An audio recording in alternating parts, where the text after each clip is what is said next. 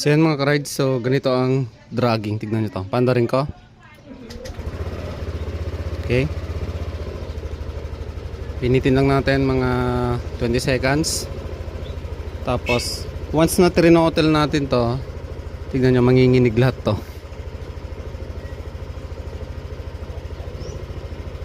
Pwede na siguro yan. Tara. Oh, yan. Pansin nyo? Tignan nyo. Ganyan ang dragging. Hindi nag-engage na mabuti yung pinaka clutch lining natin sa bell. Tignan nyo. Yan. Sobrang vibrate. Okay. So ang gagawin natin, lilinisan natin yung panggilid nito. Let's go. Baklasin na natin.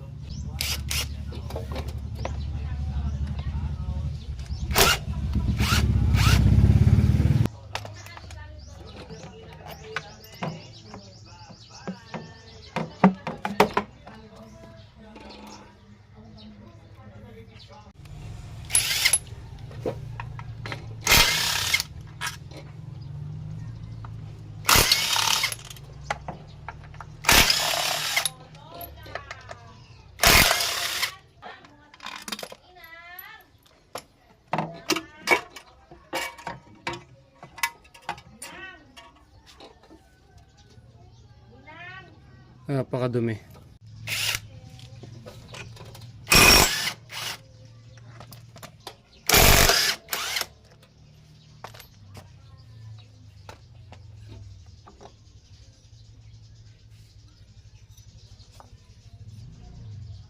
Grabe na, ang dami ng kanto.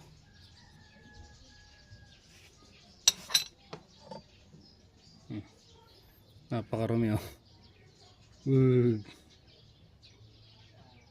Yan, talaga magda-dragging yan pag ganyan.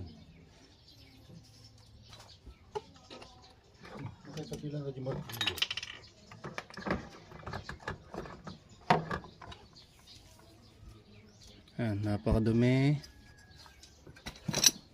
Nahulog na itong mga bola natin.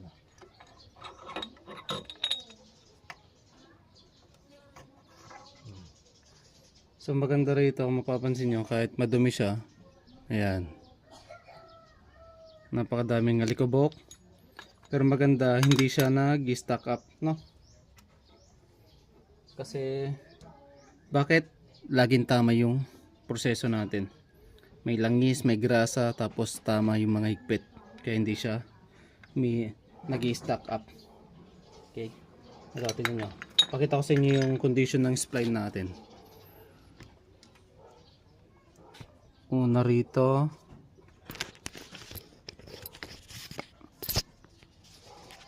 ayan o, napaka linis, napaka solid.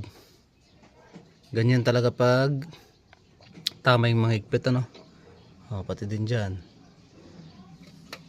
Okay, so yung mga parts natin, linisan na natin gamit yung Extreme 1 Premium Cleaner. Extreme 1 number 1 yan.